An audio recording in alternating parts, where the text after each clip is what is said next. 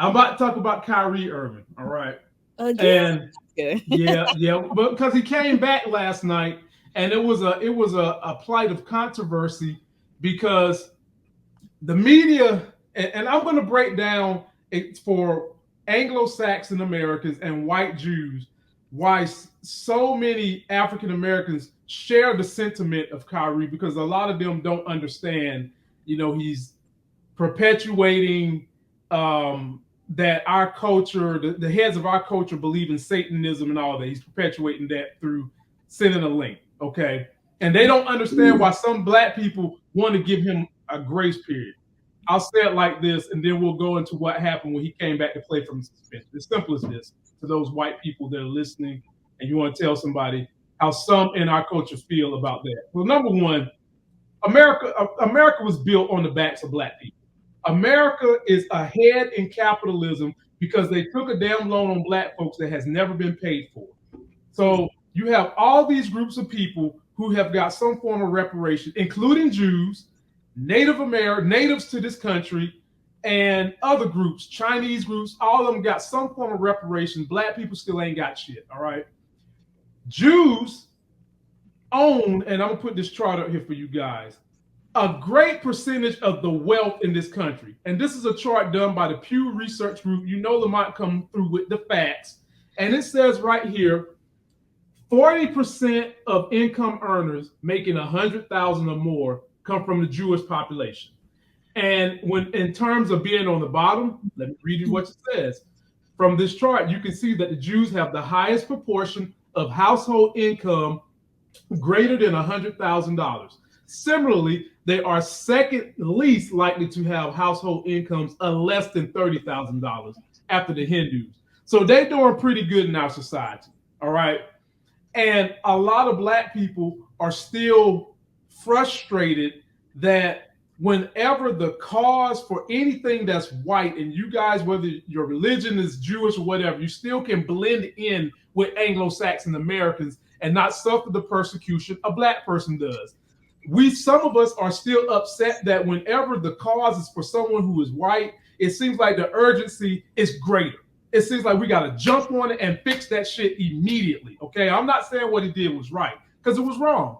I'm trying to give you guys a purpose and understanding for why some black people sympathize with his plight, and those are the reasons why people sympathize with his plight, because black people feel like our justice has not been served yet.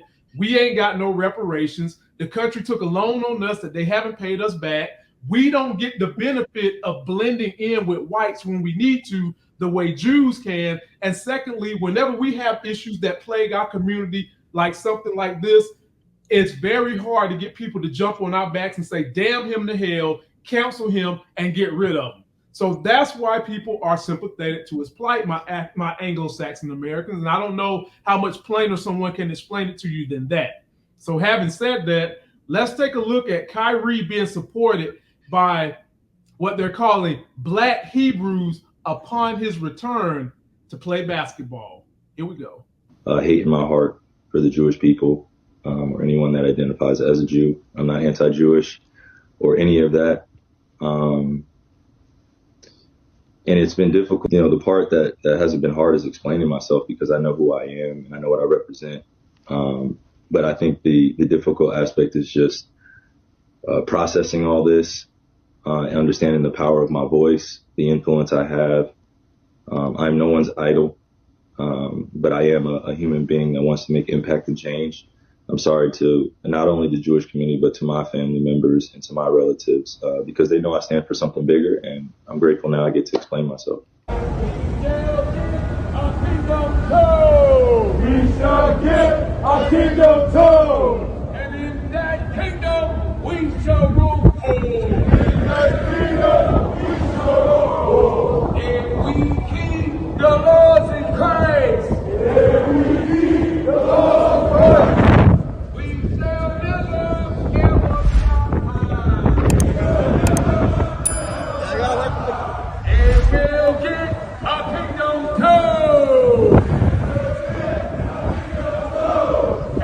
That kingdom we shall rule.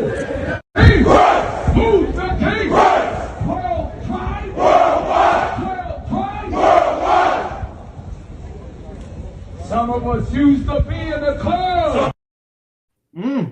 Shout out to Forgotten Kings for that clip. J-Mo, what do you think about the Kyrie situation now that he's back and all the quote-unquote black Hebrews can show him support? Jay. There was a lot. They showed up. They showed up. Hold out. Now, one thing I will say positive about that group is that they did have a lot of members and they were organized.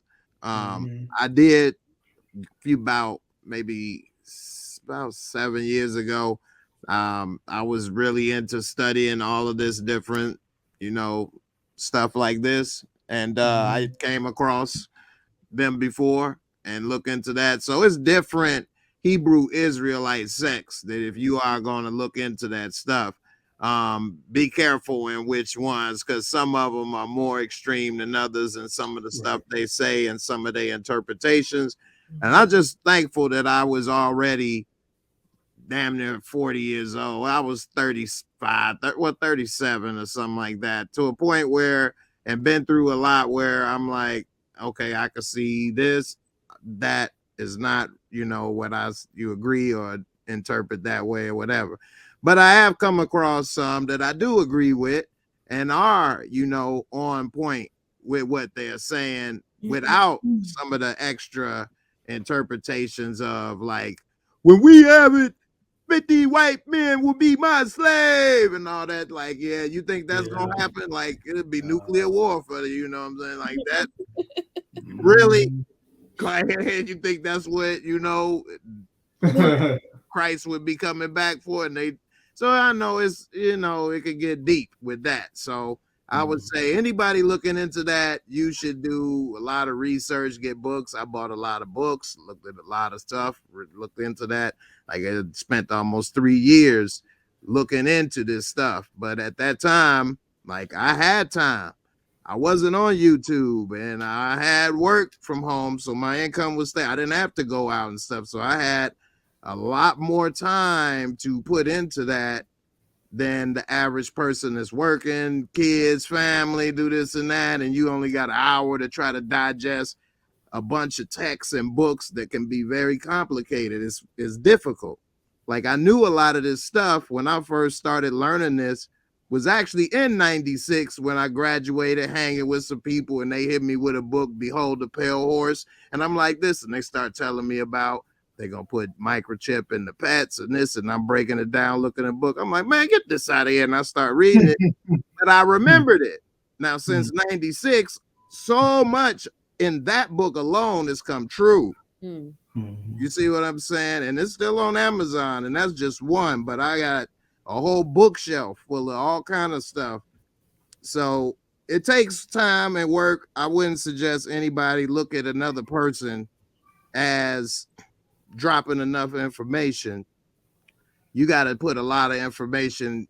You have to do it yourself, the work, if somebody want to get deep into that, is what I would say on that. Now, as far as Kyrie Irving, there's two parts with that, with him. One, he's never clear on what he is saying. Like last time with the COVID, I'm not against it, but I'm not for it. I'm not about to get it. But but I'm not saying that people do. He's always kind of vague and do things.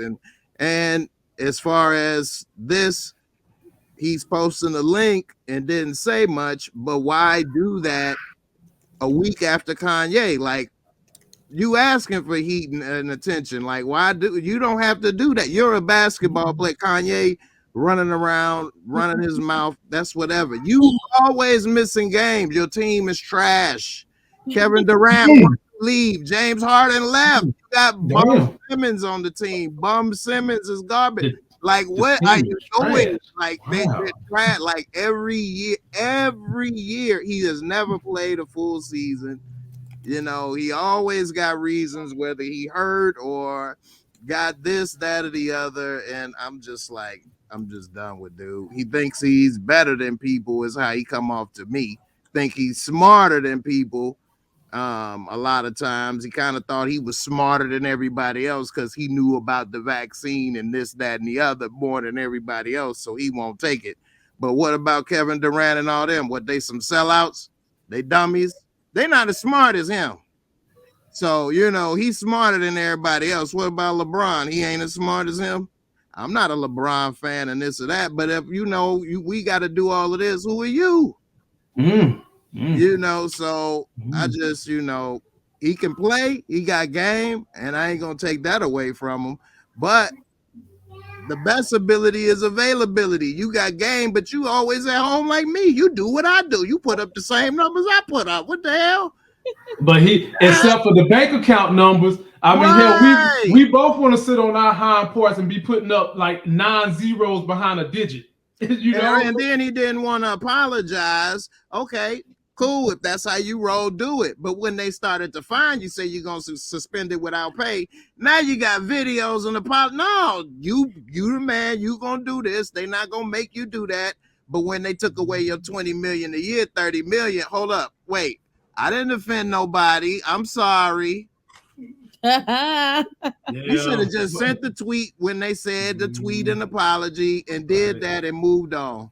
See, the thing with him is he wants to be a martyr without the consequences of being a martyr. And it don't work like that. Like, I get he wants to have his movement and all that, but most people who started a legitimate good movement, they suffered consequences. Hey. And it gotta be the hill you going down, you know. Exactly. He want his cake. He want his cake, literally that money, that cake, and eat it too. You know what I'm saying? So right. Monique, what you got about Kyrie and this whole situation? I'm gonna keep it brief because it's a headache. It's a headache. Because I feel different ways about it. I agree with Jay. I mean, I feel like in the beginning could have just apologized sooner instead of playing hardball for almost 2 weeks, and then it got dragged out. It was just a lot. But I do get frustrated when a certain group of people have a upper hand, and if you utter a word about this group of people, your whole life blow up. It's like, and then all these hoops that he had to jump through. It was like a laundry list of things that he had to do. Yeah, they started doing too much. So it's just it gets frustrating. Like, yeah, he's wrong to an extent, but then when he did apologize first, that wasn't good enough. Then he tried to donate money. They rejected the money. Then they got money. You just all make money. They don't need no money. That's not how it works for them. Right. We need you to bend the knee. This Game of Thrones, baby. Bend the knee. And like, it was ego. It became ego for them. But I tell you what, that money that they didn't want to take, they showed up and passed to the Life Games team. We'll do great things on behalf of that money. Okay. One thing I will say about that community is we should all be taking notes. They have stressed education, so that's why all of these people are in positions to so-called control, because they went and got the education to be in them jobs. They didn't get there off the street. Yeah, you know, if we went to school like we were supposed to as a community and got what we were supposed to, we would have more of our people in positions to hire more of our people. But do we really think that though? I mean, I don't 100% agree with that. I know it's a lot of things. There's factors to make it not that easy. Don't get me wrong. I'm not saying it like, well, we don't want to. No, I'm not saying that. I know, and that's a whole hour video right there. Right. So it's a whole institution built to make that not easy. I get it. Right. Exactly. But at one time they did too.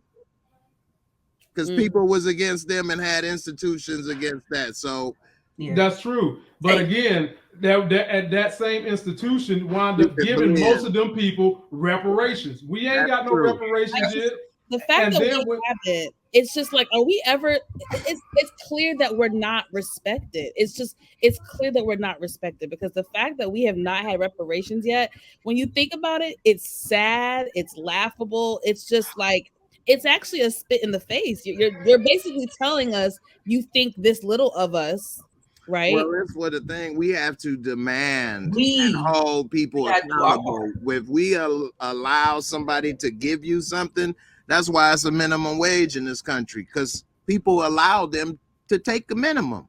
If nobody would allow that, it ain't no minimum wage. I'm not taking it. It wouldn't exist, but it's people that will be allowed to pay that. So we got to not allow people that we vote for to not do what we want them to do. You know what I mean? And even with that, the problem is they have figured out that they can get some of the poorest people in this country to vote against their interests. That would help not only the majority of us blacks, but those same poor white people.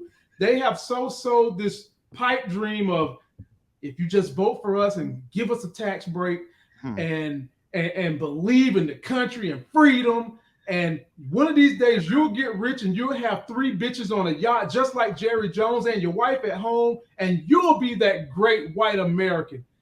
And it's a pipe dream, and they buy it and they eat it. It's institutions in place to make it hard for everybody. Yes, yes, every 100%. step of the way. Yeah. Nita, what you got on this? What you got on this guy? Then we're gonna bounce to something else. Yeah. I don't have much to say about him and his situation, but I do want to speak to the points that Jay was making about us as a culture. We need to really be taking notes, because yes, they were the underdogs at some point, but they didn't destroy themselves from the inside out. You know what I'm saying? Like, we as a black culture, our community, we have to take accountability for what we've done and how we've participated in this, and how, divide and conquer, how all of their strategies have worked to keep us pushed down, but we still have to look for something a little bit better. We have to try to strive for something better. We have to stop perpetuating this nonsense that keeps ending our lives short. And I understand all of the things, all of the institutions, all of the white man got your foot on the neck. I got all of that. But at some point, like, I feel like we sit up there and we allow other communities and other celebrities to down talk us. Like, they don't have it. They don't stand for it. And we are like the biggest, like, we are a big contributor to we may not be the decision makers, but our purchasing power. Yes, that we still do have big purchasing power. Yeah. Exactly. And then if they was to get, like, our mindsets aren't right, if they were to give us reparations, who's to say everybody ain't running to the Gucci store giving it all right back to the white people? You know what I'm saying? Like, we gotta change our way of thinking. We gotta change our mental. Cadillac dealerships. Right. You know what I'm saying? It's just like. So that's the part Nita's saying, the part of who I am, where you need to be trying to live for tomorrow instead of just living for today. That's when we need to start, as a community, start thinking about doing that via investing. Let me ask you this quick question, Lamont, because some people was talking about reparations, and some people were saying they want to check, and some people were saying, because they're trying to think realistically, we may never get the check, but maybe free education. So some people were saying, well, we don't want that. We want a check. What would you think if it was an option? Like, what do you all think about that? I mean, give them the money. I mean, give them the money. And depending upon what the amount of the money is, you can live off that money if you're doing the right things with it. And you can still have that money provide for your education all at the same time. It's just that the money provides more windows of opportunity than a single track of education could possibly do. And but what about the people that'll say they'll go spend it on Cadillac or whatever? It is the option, though, because it is. I was about to say, it's your option. Didn't nobody ask the natives that? Didn't nobody ask the Jews that? Didn't nobody ask the Chinese that? They just gave them the money. We see how they built their communities, though, right? Right.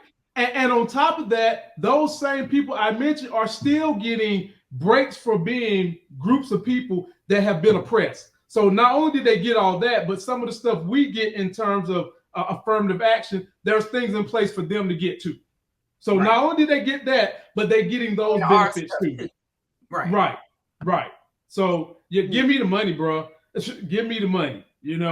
Attach it to a class on how to properly invest. If you really want to do something, give people the money and have someone like Kevin Punk ass O'Leary teach them how to invest. That's all. That's how I would look at it. Go for it like that. So.